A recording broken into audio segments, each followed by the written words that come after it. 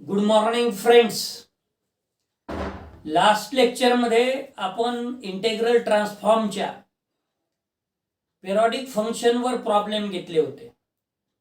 पुन्हा याही लेक्चरमध्ये आपण पेरियोडिक फंक्शनचे एक्झाम्पल्स घेणार आहोत. पेरियोडिक फॉर्म म्हणालो मी, पेरियोडिक फंक्शन. आणि आपला हा लेक्चर नंबर 20 सुरू आहे. Example number 26 on page number 819. Obtain Laplace transform of rectangular wave given by Laplace f of t, which is equal to integral 0 to t e to the power minus st f of t dt whole divided by 1 minus e to the power minus st. Solution. He diagram काढलेली आहे आपण. हे T axis आणि हे F of T असं दर्शवलेलं आहे. हा जो अंतर आहे इथून ओरिजिन पासून तर इथपर्यंतचा तो ए आहे. आणि ओरिजिन पासून जर खाली आपण तेवढ्याच अंतरावर जर इथं पॉइंट दिला तर तो मायनस ए होईल. त्याप्रमाणे इथं F of T is equal to A दिलेला आहे. हे फर्स्ट क्वाड्रंट आहे. या क्वाड्रंट मध्ये F of T is equal to minus A येईल इथे. आणि 0 पासून तर टी बाय 2 पर्यंत हा इथून इथपर्यंत झाला. टी बाय 2 टू टी हा इथून इथपर्यंत झाला. अशा पद्धतीनं आपण ह्या डायग्राम्स काढलेले आहेत. Hence Laplace F of T which is equal to 1/1 minus E to the power minus S T integral 0 to capital T E to the power minus S T into F of T D T. आता या 0 to T ला आपण दोन भागामध्ये divide करू. So which is equal to 1/1 minus E to the power minus S T in bracket एक 0 to pi by 2 E to the power minus S T into F of T D T. म्हणजे 0 to pi by 2 इथपर्यंत आलं. अर्थात यावेळेस F of T is equal to capital A असेल. Plus integral t by 2 to t e to the power minus st into f of t dt. या t by 2 to t पर्यंत हा f of t जो आहे तो minus a येईल. आणि बाकी सगळं सारखंच आहे. So which is equal to 1/1 minus e to the power minus st integral 0 to t by 2 e to the power minus st into capital A because it is the value of f of t dt plus integral t by 2 to t e to the power minus st into value of f of t is here minus a dt. So which is equal to 1/1 minus e to the power minus st. आता याचं integration जर केलं तर e to the power minus st upon minus s येईल. Limits from 0 to t by 2 minus a हे minus a taken out outside the bracket आणि e to the power minus st dt चं integration जर केलं तर e to the power minus S T upon minus S. इथे मात्र limits from T by 2 to T आहे. So which is equal to capital A upon 1 minus E to the power minus S T. म्हणजे A taken out common. So remaining is here E to the power upper limit ठेवल्यावर E to the power minus S T by 2 upon minus S. Minus minus plus 1 by S. Why? Because T is equal to 0 here. Anything raised to 0 is 1. म्हणजे हे पहिल्या ब्रॅकेटचं upper limit lower limit मुळे हे दोन term मिळाल्या. आता हे मायनस आणि हे मायनस प्लस झालं. हा ए ऑलरेडी बाहेर काढलेला आहे. हा यस जर आपण डिनॉमिनेटरला लिहिलं आणि इथं टीच्या जागेवर जर टी ठेवलं तर E to the power minus S capital T upon S. Lower लिमिटचा मायनस. आता मात्र आपल्याला स्मॉल टीच्या जागेवर टी बाय 2 ठेवावं लागेल. मग e to the power minus S T divided by 2 upon S. अशा पद्धतीनं दुसऱ्याही ब्रॅकेटेड व्हॅल्यूच्या upper limit as well as lower limit आपण सबस्टिट्यूट केलं. आता ही जी पहिली टर्म आहे e to the power minus S T upon 2 upon minus S आणि चौथी टर्म आहे minus e to the power minus S T upon 2 upon S. हे सारख्याच आहेत. त्यामुळे हे 2 टाइम्स होईल. आणि सोबतच यस यस यस यस सगळ्या टर्मला डिनॉमिनेटरला यस असल्यामुळे आपण यस बाहेर सुद्धा कॉमन घेऊ शकतो. So which is equal to capital A upon S in bracket 1 minus E to the power minus S T. आणि ब्रॅकेटमध्ये आता हे 1 राहिलं, आधी लिहिलं. पहिली टर्म आणि चौथ्या टर्मची बेरीज केली, अर्थात मायनस साइन ऑलरेडीच होतं, -2 E to the power minus S T upon 2 plus ही तिसरी टर्म जी आहे ते आता E to the power minus S T. परंतु तुम्ही जर या ब्रॅकेटेड व्हॅल्यूकडे बारकाईनं बघितलं तर तुम्हाला स्पष्ट लक्षात येईल की ही व्हॅल्यू जी आहे bracketed value, it is the perfect square, it is the perfect square of what 1 minus E to the power minus S T divided by 2. याचा तो परफेक्ट स्क्वेअर आहे. याला जर एक्सपांड केलं तर 1 -2 times E to the power minus S T upon 2 plus E to the power minus S T upon 2 चा वर्ग. तो 2 जर त्या पॉवरला इथं आला तर 2 कॅन्सल होऊन E to the power minus S T राहील. आणि डिनॉमिनेटरला जे S in bracket 1 minus E to the power minus S T होतं त्याला आपण काय केलं, 1 minus E to the power minus S T divided by 2 1 plus E to the power minus S T divided by 2. याला जर सोडवलं ए minus बी ए plus बी च्या form मध्ये आहे. ए चा वर्ग म्हणजे 1 होऊन जाईल मायनस बी चा वर्ग E to the power -2 minus S T upon 2 चा वर्ग. तो 2 जर इथं आला तर 2 कॅन्सल होऊन E to the power minus S T. म्हणजे याला आपण 1 minus E to the power minus S T ला 1 minus E to the power minus S T divided by 2 आणि 1 plus E to the power minus S T divided by 2 लिहू शकतो, जे की आपण इथे लिहिलेलं आहे. which is equal to a in bracket 1 minus e to the power minus st divided by 2 whole divided by s in bracket 1 plus e to the power minus st divided by 2. आता काय केलं आहे हो, इथे e to the power st divided by 4 नी न्यूमरेटरला as well as डिनॉमिनेटरला multiply केलेला आहे. So a by s which is equal to in bracket e to the power st divided by 4 minus e to the power minus st divided 4 into e to the power minus st divided by 4.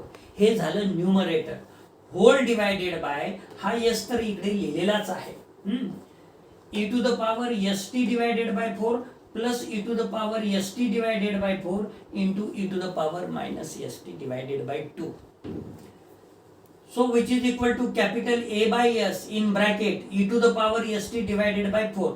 आता या दोघांची जर पॉवरची addition केली इंडायसेसच्या रूलनं तर काय येईल हो, st minus 2st divided by 4 येईल, म्हणजेच मायनस st डिवायडेड बाय 4 येईल. मग लिहा इथे e to the power minus st divided by 4. Denominator बघा e to the power st divided by 4, इथं सुद्धा तसंच का, त्यांच्या पॉवरची ऍडिशन करा इंडायसेसच्या रूलनं. st minus 2st divided by 4 म्हणजे minus st divided by 4 plus e to the power minus st divided by 4. आता which is equal to a by s. Tan hyperbolic x चा फॉर्म्युला काय आहे, e to the power x minus e to the power minus x divided by e to the power x plus e to the power minus x. मग इथं काय येईल, इथं e to the power x च्या ऐवजी काय आहे, st divided by 4 आहे. मग लिहा की tan hyperbolic st divided by 4. आणि हेच आपल्याला काय करायचं होतं, प्रूव्ह करायचं होतं. आलं की मग आता शेवटचा एक एक्झाम्पल घेऊ अजून. Example 27 on page number 820. काय आहे, A periodic square wave function f of t in terms of unit step function. आता आपल्याला युनिट स्टेप फंक्शनची मदत घ्यावी लागेल.